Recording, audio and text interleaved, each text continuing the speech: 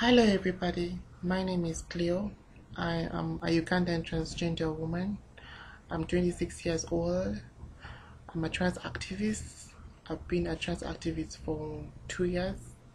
For 2 years now. I'm also a master's in molecular biology student in Uganda, and I'm also a researcher at a plant biotechnology institute.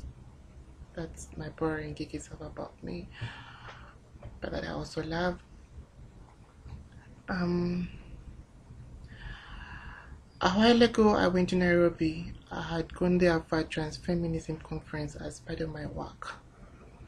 When I did, I met a couple of trans women, Barbara, Maria, and Alexandria from Nairobi. I also met Zeppo and from Botswana and Leanne from South Africa.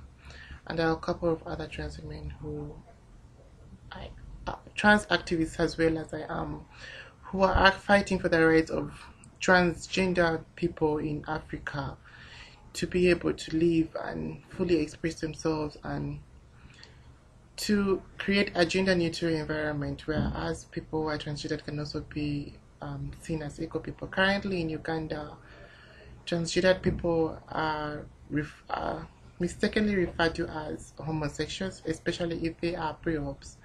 And as such, we are basically the face of the LGBTI community in Uganda, and we face mass and vehement transphobia disguised as homophobia, or taken as a misconception as homophobia, because of our behavior, atypical behavior, and because of our dress codes, and because our bodies don't pass.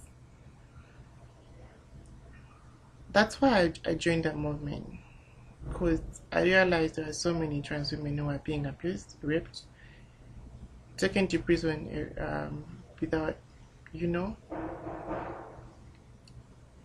because they don't even know their rights, and they're taken to prison and they're raped there, and they're chased from their homes. I'll tell my story.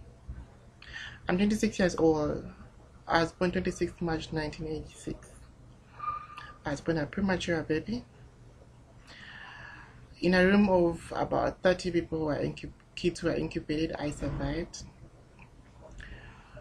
I looked back at that time, like when I was a teenager, I looked at that at the time, and all through the stuff I was going through, I was like, look, why did you even really save me? Because I'm Christian. Why did you even really save me if you wanted me to live this life where I'm taken as a weird person, as some mishap? Like, why did you even let me live if you really purpose for me to just be this way?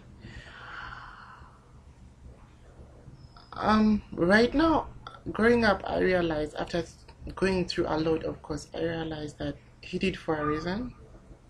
Stuff happens for a reason. I guess I'm here to help other trans women to be able to, I don't know, have the energy to live on. See, I've seen stories on YouTube of trans women talking about how they had to leave their home so that they could transition because of how they think people would react and stuff like that. I had to be chased from my home by my dad, who called me a mistake, and my mom defended him because she said that's your father. It was hurtful because they thought I was possessed by something, I was sick of something, and I needed to be saved, and I needed therapy to make me fine, and they thought I was a mishap to them, my dad especially. I had to leave home with $200, which is about 400,000 shillings in Uganda, and pretty much nothing to look for a home elsewhere where I could stay and restart my life. It brings tears to my eyes right now as I speak that these are people that you call home. Like they say, east of his home is best, and these are supposed to be like your parents, and then they just ostracize you and hate you so much. Because before my dad did all this, I came back home to course I used to be a crossdresser, so I came back home holding drug, and somehow he found this drug stuff in my room, and he got pretty mad. And see, he hit me with an iron bar on my back, like 5 times, like really hard, till blood came out, till I started bleeding. And what hurt was not the fact that he hit me and I bled. What hurt me is the fact that this guy that I tried all my life to please, to do everything he wanted, had actually done this to me. I just felt like I had no sense of belonging. Like suddenly I was alone in this world. Like, you know, I was pretty much alone. Going through life as a considered person, people do not realize. They ask you, why are you the way you are? Why can't you change? No one wakes up someday and decides that they want to be this. Why would you want to live a life where you discriminate against, where you hate it, where you don't even understand yourself, where you don't know how to perceive stuff, where you are abused by straight boys because they want to experiment with you? Because that's what I went through. My parents know I was transgendered. They put me up in a girls' hostel where I was staying. But due to pressure from, I guess, our relatives, they put me up in a boys' hostel where I was staying for my secondary school education, junior high school through senior high school, I guess, in your country. So what happened is, while I was staying in this hostel, all these previously boys with all the ranging hormones pretty much did stuff to me. And growing up an unloved person, you feel like this is all the love that you're going to receive, and somehow you accept it stupidly. But you know it's abuse.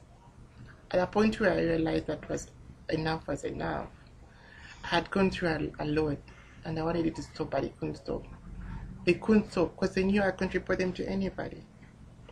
My parents do not know that I've gone through all this. They blame me for being weird, like I actually chose this. It hurts me so much that they think like this.